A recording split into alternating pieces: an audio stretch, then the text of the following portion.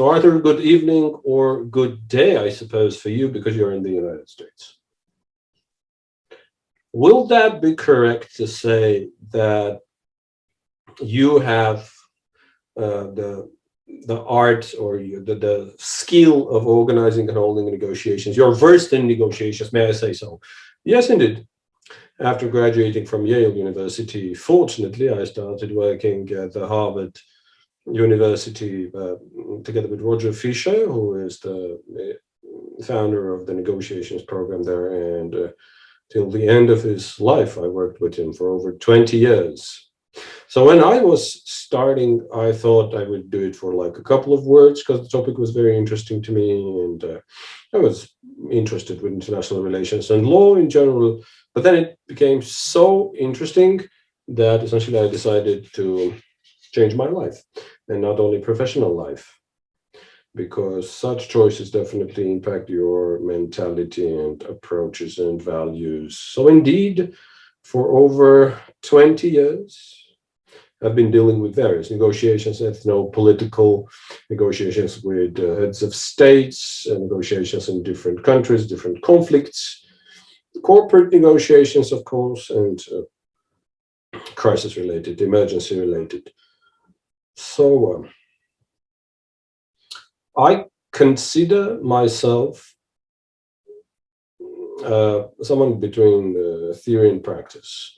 I should say more practical negotiations specialist, which means that you work with the parties as an intermediary, as a mediator, as an advisor to one of the parties, or sometimes on behalf of them. Well, I know that you've participated in Georgian Abkhazian negotiations, in Georgian Ossetian negotiations. You've been in Moldova, you've been in Tajikistan, if I'm not mistaken, right? Yeah, yes. The geography is quite rich, in fact. Also in Israel and Palestine, in Kosovo, in Colombia, some African states recently, Ethiopia, Sudan. So I can list many. I started from the post-Soviet area because I was born in Tbilisi. I know Georgian, and beginning of 80s, they needed a specialist who was able to analyze the media and the press time and understand the languages. That's why Roger chose me. It was quite hard for me. And you know, Harvard and Yale, like Oxford and Cambridge, are competitors. So, but he chose me, and that definitely was a revolution in my life. Okay, so you said, and I knew that you participated and organized negotiations that lasted years. So I may suppose your professional experience, and due to the work that you have done, you will simply have to assert of what Lev Tolstoy said, that all happy families look alike, every unhappy family is unhappy in its own way. Quite right, indeed. It is so. Very often they ask me, may you bring examples of success, like success stories. Of course, you understand more through not successful negotiations, which have been many, unfortunately. I've been part in Russia-Chechnya negotiations. I was part of Georgia, South Ossetia negotiations. Well, we have succeeded to a certain extent, but to say as a whole that we were successful is not possible. We work with very influential people, presidents, ministers. We're trying to bring the parties together so that they understand their interests better and find some commonalities and maybe gain some trust, mutual trust, so that they were able to develop options on their own, which would ultimately be acceptable for both. Very interesting work indeed. I may surely bring more examples to reveal the whole ideology behind it. Please do. Yeah, success it does not depend on the negotiator only. So when we were starting the Georgian Ossetian negotiations, and of course the OSCE first track was there. I'm very sorry, I have to interrupt, very sorry. Provided the audience today are not specialists, we will have to first explain what a track 1 diplomacy means, track 2 and track 1.5 respectively. Oh yes, of course. So track 1 is formal negotiations. First persons like, presidents, heads of states, ministries of foreign affairs, etc. The second is clear, I suppose. It's more negotiations between the societies, civil societies. And 1.5 is when you negotiate with the influential people that might influence the opinions on in track 1, meaning the decision makers, and also are linked to the society, because first track negotiations might end up in an agreement which may be unacceptable for the society, which is the case many times. For example, Rabi agreed with Arafat, and we know how it ended. Because when you negotiate with the opposite party, it will have to be negotiated with people of your country, because many negotiations are quite more complicated than they may seem. And the second track is sometimes much harder than the first track. So we do the 1.5. Meaning influential people, both from Georgian and Russian sides, naturally, and I may even name people. It's not a secret. But what we did was in parallel to the formal negotiations, meaning our meetings mostly took place before the first track. And the goal was naturally the same. I may bring the Russian-Georgian example. So when we started working, well, initially we had to persuade the Russian party to accept us as a third party in negotiations, because there was some distrust from the OSCE, and President Shevardnadze was there at the time. So Roger did one thing which I consider really excellent for a negotiator. He understood clearly that we were invited by the Georgian side, but we had to get the acceptance of the opposite party, the Russians, and this is what he did, in fact. Our first visit to Tbilisi, 1995, no electricity, cold. We landed in the airport, there was no electricity, and we were there met by Mamladze, his head of protocol, and they told us we were going to Tskhin Valley. We were truly surprised. It was a very difficult decision to make because no one was expecting us in Tskhin Valley, and there were security issues. I mean, you may understand how much had to be changed, but that was the first meeting. And at the time, the Speaker of the South Ossetia Parliament, Chelengirov, spoke, and Roger asked him whether it was possible to hold certain discussions, meetings with no obligation, but just discussions, kind of an academic exercise, I would say. And he said what Shevardnadze said about that.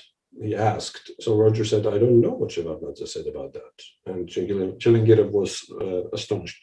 Okay, he invited you and he doesn't know what he was going to say. Yes, he invited us, but you're the first person we're meeting.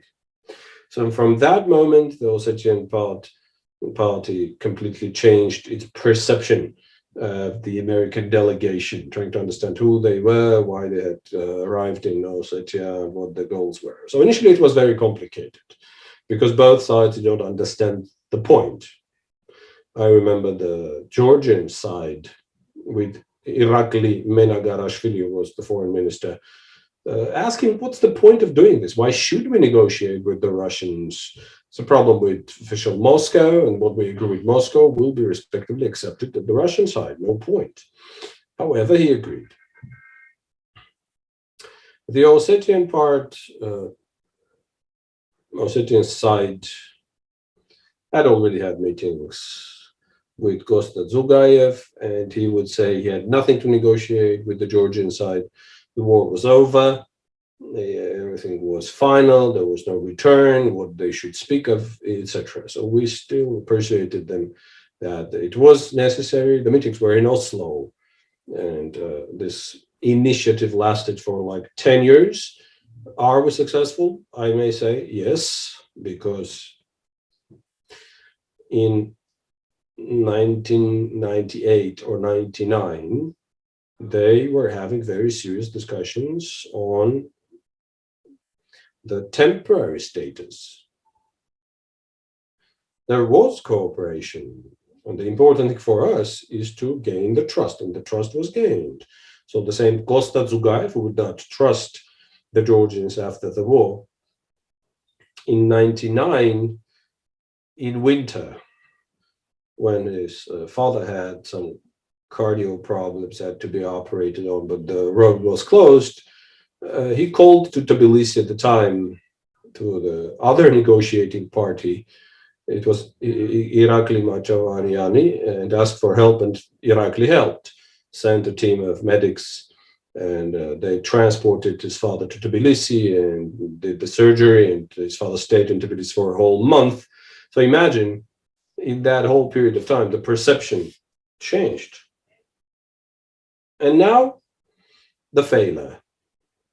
Instead of having it all continued in 2004, when Saakashvili came to power, he changed his approach completely to the process of negotiations, changed the people, but that was not the important part. The important part was that he said everything that was done was wrong. So essentially, everything that was done was lost. It never continued. Okay, so new government, which was in Kurta village, close to Tskhin Valley, and Dmitry Sanakoyev was the person he accepted as the head of South Ossetia. In fact, he was not. Yes. So when I spoke to the Georgian side with the negotiators of Saakashvili, I remember that there was need to continue, but they thought it was needless. They thought that these were just futile talks. Of course, they were ready to find some other ways of solving the problem by saying other ways, essentially. They were trying to show to the Russian side on one side that if they agreed, they would get, I don't know whether you have been and seen, but in Kurta community, in Kurta village, they have these new offices, and even an Olympic pool, plus they were sending their kids to these summer camps. And there was this campaign, in the end of which Sanakoyev purchased all the tangerines produced in South Ossetia, like the whole harvest.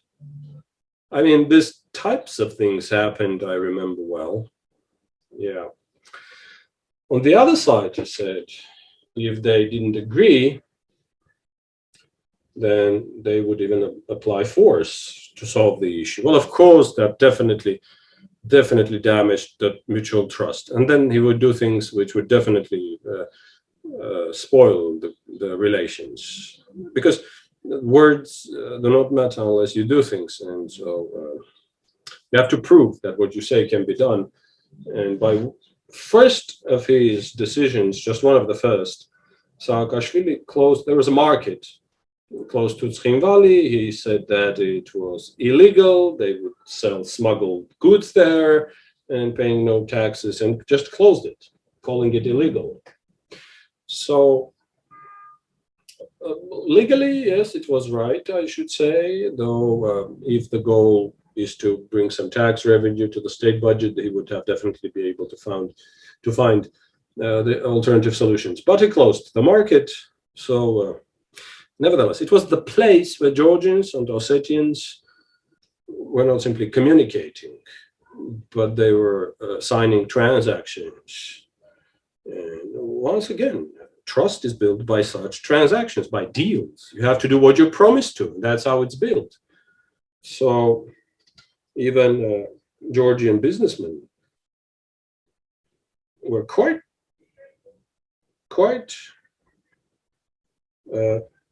daring and courageous to open. For example, one of them opened a small beer brewery in South Ossetia. Georgian vehicles were traveled to South Ossetia easily, freely. I mean, there was such a situation, but unfortunately,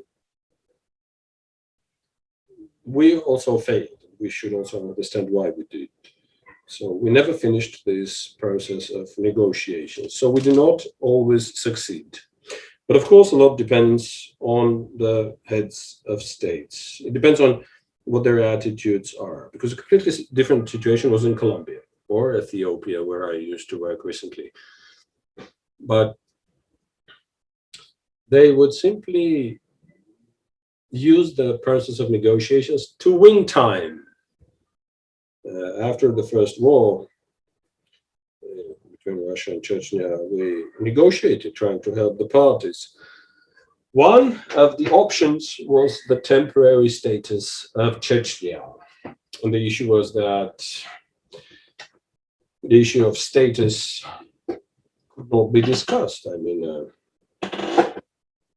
because we offered returning to the issue of status in 15 years in an attempt to regulate some issues through that period and try to understand where the interests coincide. Very difficult situation. Yeltsin's representatives at the time mentioned it was not acceptable for them. They made in Hague. And of course, we cannot compel the parties to get to an agreement. It's just an option. They may agree or disagree upon it. But it was before the next elections of Yeltsin.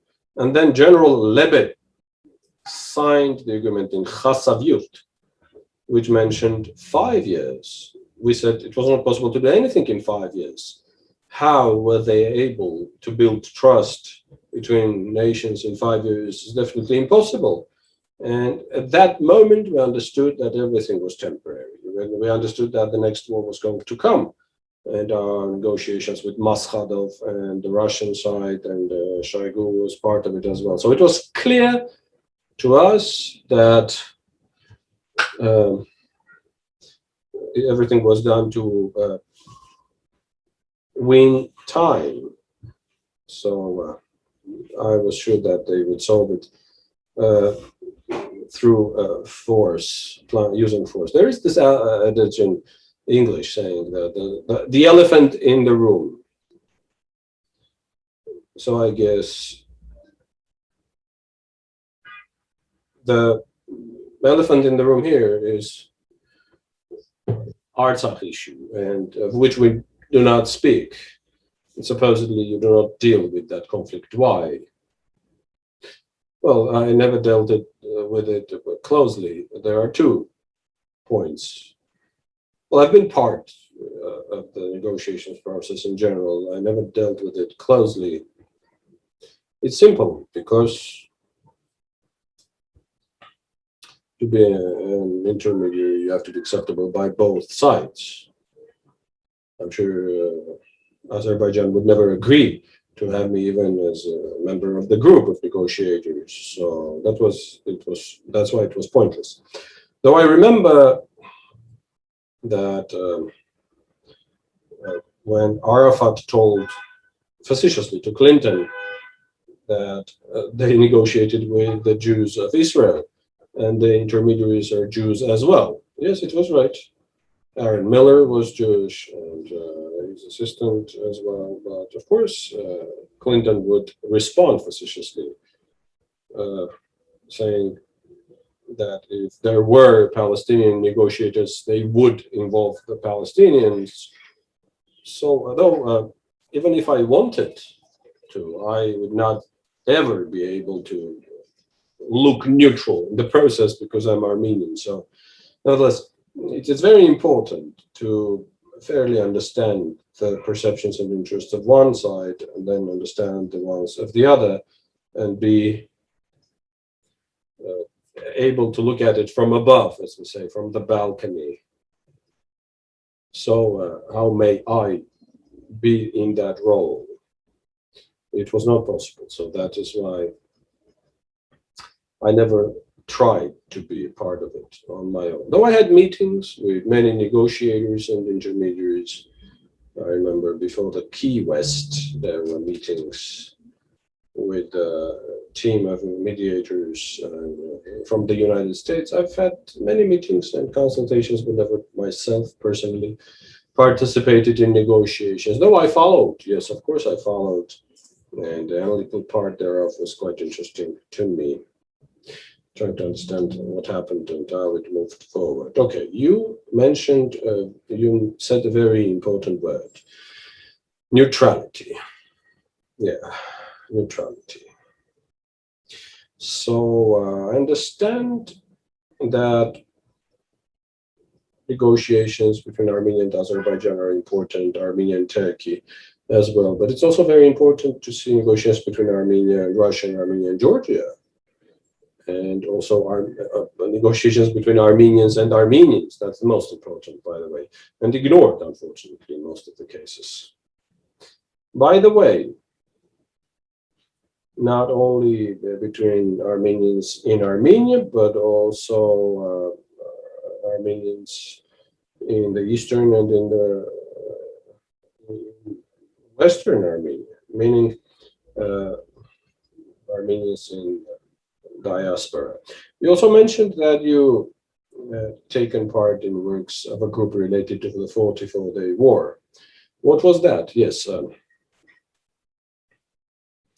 I worked with Simon Saraja. It was his initiative, and since November last year, he started thinking about these issues. He brought together a group of other researchers and invited me in the end so that I could also participate. The goal was the following. After all crises, emergencies, there's always a question, what could be done better? Or why did the crisis happen? Yes, but the analysis is very important. Of course it is, of course, because you have to learn lessons from every emergency, provided I have been a participant in negotiations related to economic crisis. It is very important to know what you will do next time and how you present the general situation, what happened and what will happen, because you have to learn the lesson. You have to learn the lesson. You have to understand what you learned from the crisis, what you understood, so that you don't repeat your mistakes next time. It's very important. The second, it is also very important to understand how important or how valuable the consensus is, the social, of course, in the population, because we as a nation now are truly quite fragmented. I mean, the opinions, the attitudes. I can see that almost every day here in the diaspora even. I can clearly see that happening in Armenia. Well, of course,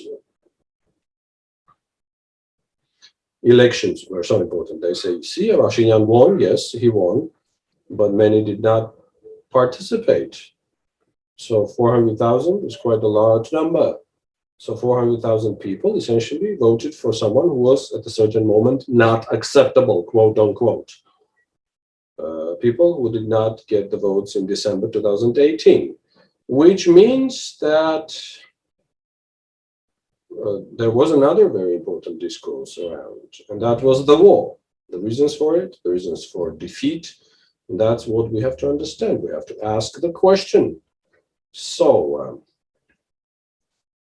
we may not become a commission that investigates and tries to understand. We wouldn't also want it to become a game of mutual accusations, searching for scapegoats. That's apparently the biggest mistake, the biggest one. Because when you try to look for the one who was guilty, everyone just closes the doors and they switch the defensive. yeah, the defense mechanism. Yeah, it's a game. I blame you and you blame me. And that communication, that conversation definitely does not result in calm, peaceful discussion and consensus. They are not able to discuss the reasons, they are not able to learn lessons. So what could we do? We could just develop the list of questions. It's not final, though it's here with me. People may add their questions.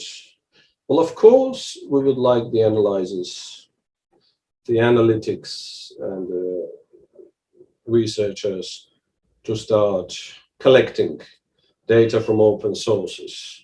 Well, of course, it should not be somebody's opinion. It has to be analytical work that complies with the highest research standard, first source, etc. So everything has to be well collected, established, and it can be used in the future, whether now or later or whenever. So we have to understand, because if we don't do that, we will not learn, which is bad already. And the second is the problem that I just mentioned. It is the problem of lack of communication between Armenians here and anywhere else, or among Armenians in general. So 9/11 committee in the United States, by the way, wrote a report of over 1,000 pages, but there are still people who have different idea about that, with some conspiracy theories added to them. Well, of course, no one will fully agree with everything that's being said, given the ruptured society now, saying you traitors lost the war, etc. I mean, yes, we have seen that, and that communication is unhealthy for sure. Definitely does not contribute to peaceful negotiations or discussions. So that is why we mentioned that we would not limit our work to a period of 3 years, so that the impression is not that we're going to find the ones who were guilty in 3 years. Even in 30 years, you won't find them. We know this famous German adage, proverb, that the geography teachers always wins the war. It's not just the generals who lose, it's the society that loses. There are changes in values. Some things happen that result in the defeat. So to speak of historical analogies, it looks very like the French approaches in 2018. I'm sorry, 1918, after the first war, the First World War, when the society was calm and there was some threat, but it was not so serious. They were sure Germans would never restart a war. I mean, life was so beautiful in Paris in the 20s and 30s of the 20th century. Everything was so nice. And the society was apparently not ready for a new war.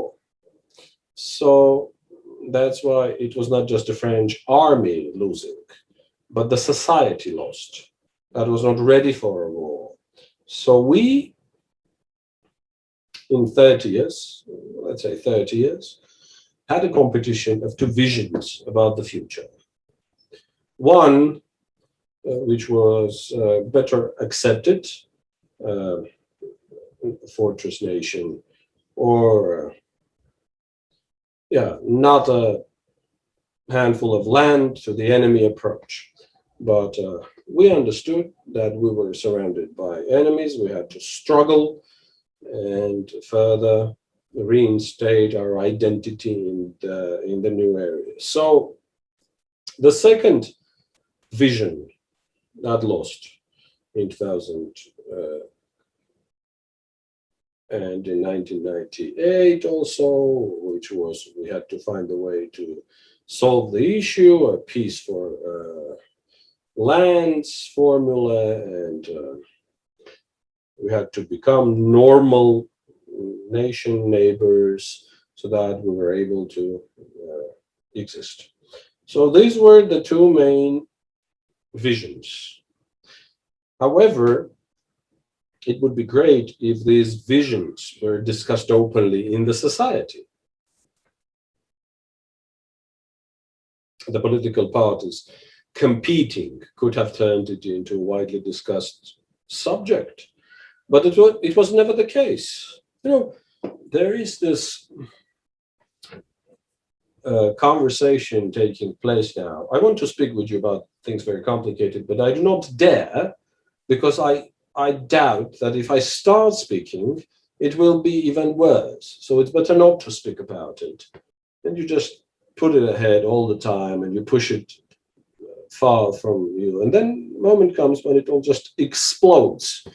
I should say implodes. And then it turns out many Armenians asking one another, are you a real Armenian? If you say that, are you Armenian? When you say that, you can deny Artsakh or its future to have a better and prosperous life. But we should close this issue. And they are surprised, astonished, I should say. I say that astonishment means that those difficult conversations had never taken place. We were not able to elaborate the general approach. Now, which was quite successfully done by more developed nations. I always spoke of the Greek example, by the way. I followed quite closely the transits taking place. Yes, different phases of reforms. Yes, the political elite in that country managed to establish a sufficient consensus. It didn't matter whether you were left or right or nationalist. There were things they all agreed about. The consensus was created.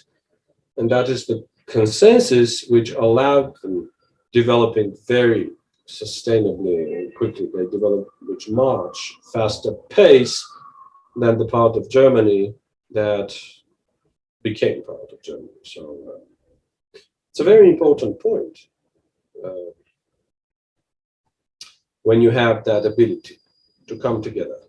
The Polish example is so important to me because they have diaspora in the United States and Canada and Europe, the new diaspora established there in the European.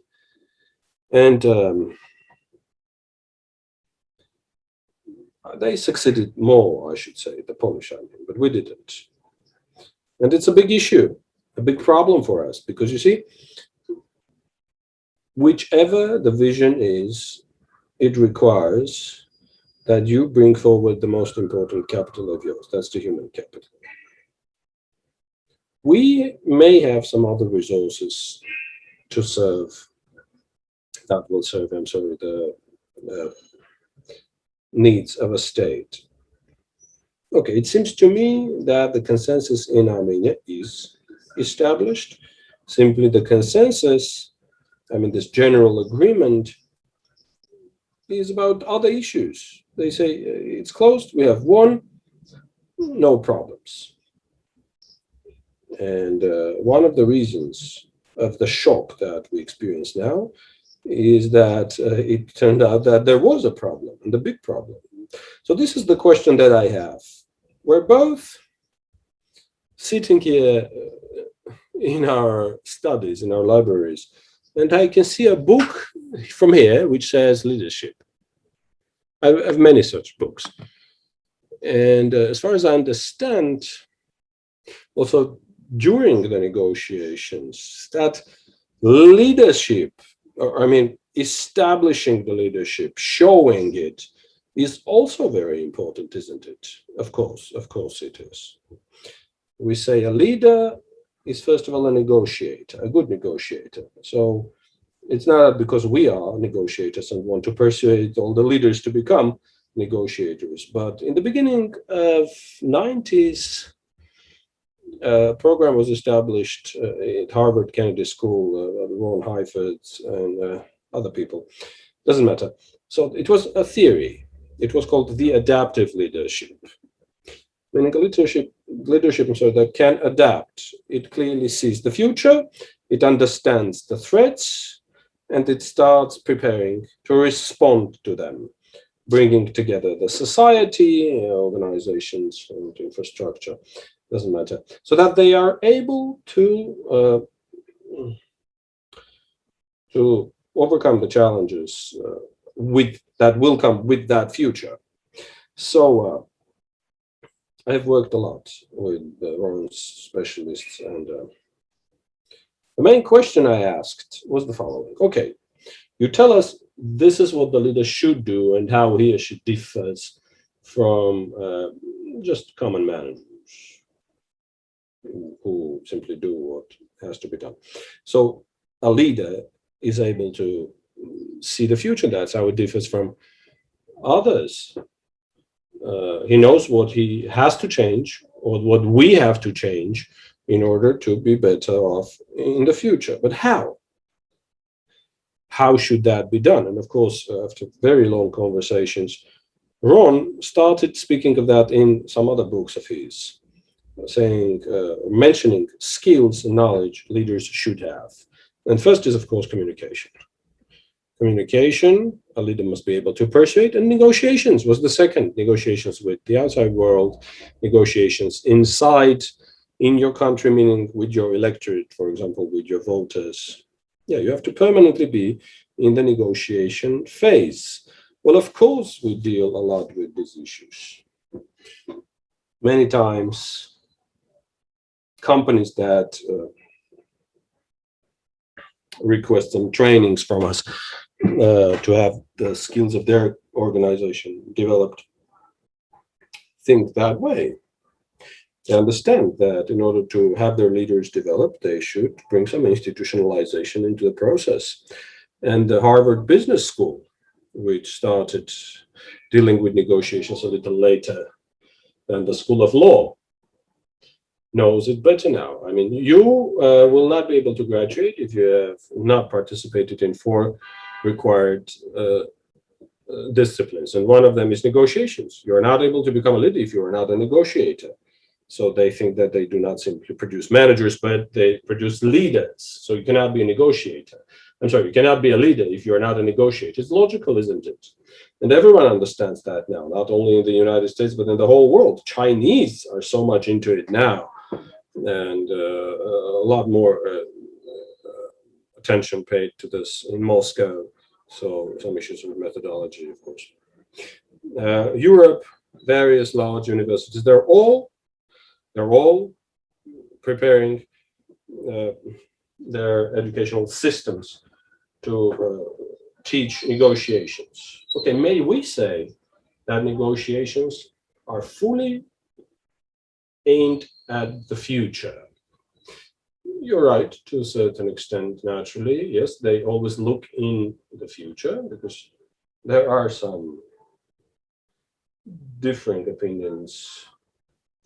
By the way, our methodology is different from the methodologies of others. I can tell you shortly what I mean. But we say, you know, people have differences. People are different. And there can even be a conflict because of those differences.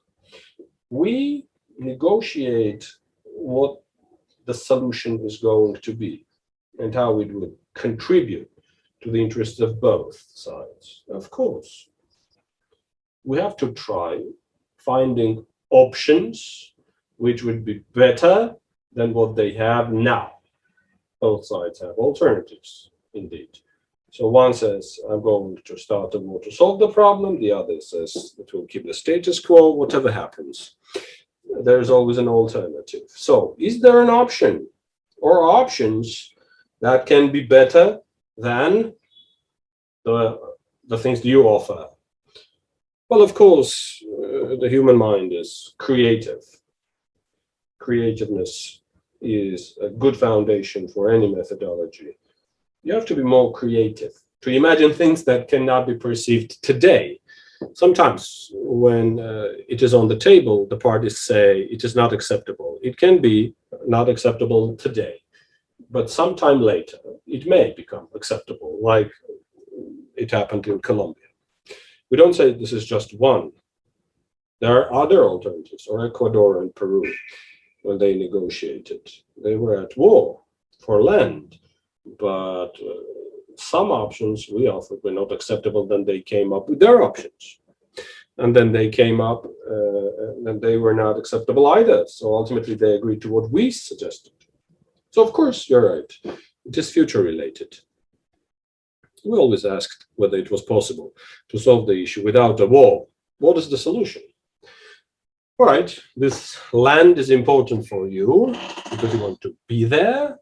This land is important for you because you do not want to create a precedent to self-determination, winning over territorial integrity. Okay, what happens if you do not take it by force, but you rent it for a long time? For example, I mean, that's what happened in Ecuador and Peru.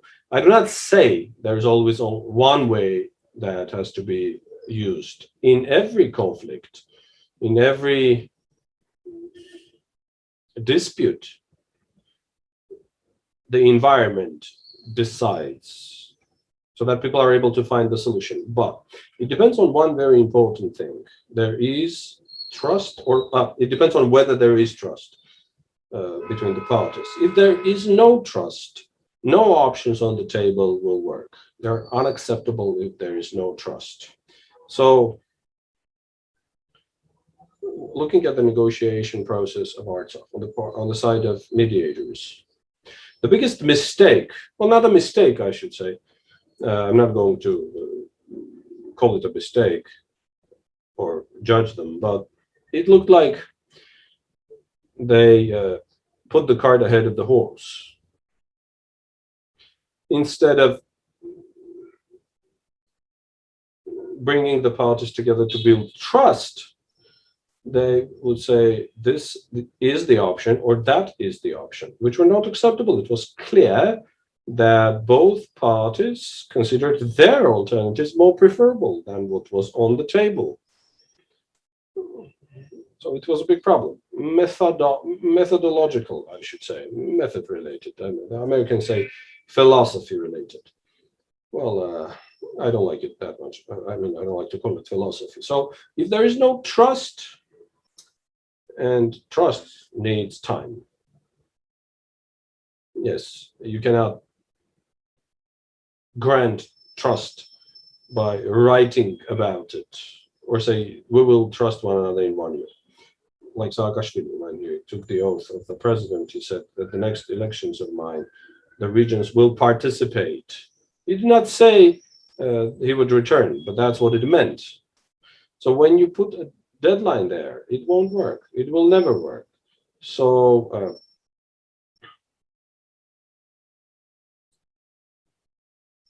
trust as such does not suppose an immediate solution to the problem that you have. You see, in Israeli-Palestinian conflict, so much time has gone, and I have dealt with that for years. The Israelis would call it peace industry. What is peace industry? It's when the international organizations came and offered money. Usually it was on the second track. It was always second track, I should say. It was never related to what happened on the first track, for us, I mean. So. And there were different camps there. In the United States, we have that, Seeds of Peace, established by Aaron Miller at this time. And I had been invited to this camp several times to talk to the youth of Palestinian and Israeli origin. There was even an orchestra. Yes. Yeah, so, but not about that this time. Initially, they were quite cold. Yes, they were young. But then, yeah, there was music, and they would do different things together, and they understood they were normal people. They could live together. But the problem was that at the moment they returned,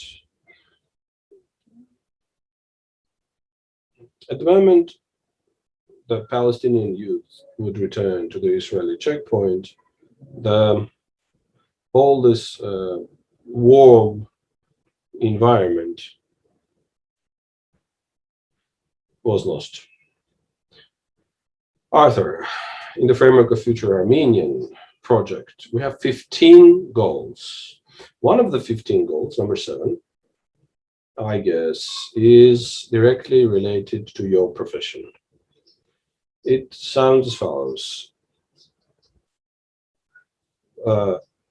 React upon isolation and establish importance on regional and global, by means of regional global partnerships. Well, I think this is where your profession becomes extremely important in terms of establishing such international partnerships and reacting to or fighting isolation. Isn't that true? Of course. Well, that's of primary significance, of course. But I may say more, you know, I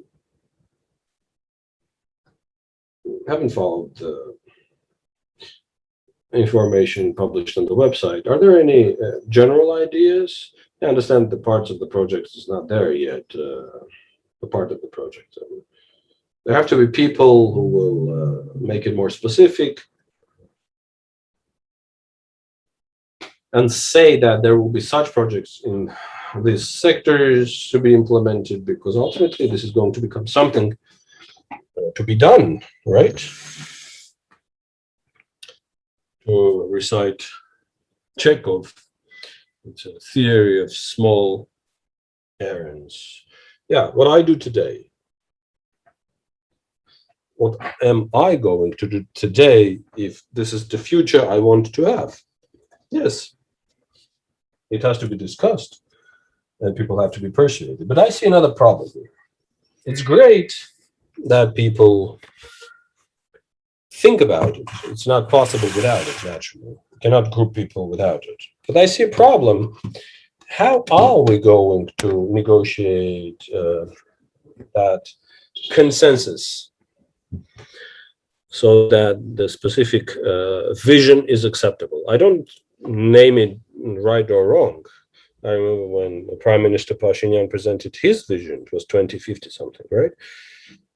I said, wow, 2050, these guys think that they will be there till 2050, be able to get us to 2050. But you know what the biggest problem was? The biggest problem was that when they tell me this is the vision, if this does not happen, I'm going to turn to Russian, then it's not interesting. So I dream of having this or that, and the bridge will be built, etc. So if there are no practical steps towards it, if there is no roadmap, roughly, yes, and then I have to understand where I get if I start moving by the roads of that map, what I will see in 2 years from now, what my children will see, what will happen. So it's very difficult to persuade people without it. So all that will require negotiations. We will have to negotiate with everyone and then persuade the people, or if there are other visions, what is the competition among those visions? How do they compete? And how is that competition expressed? I'm very grateful. I think it was a very interesting discussion. My guest today was Arthur Martirosyan, a big specialist of negotiations. Thank you very much. Thank you.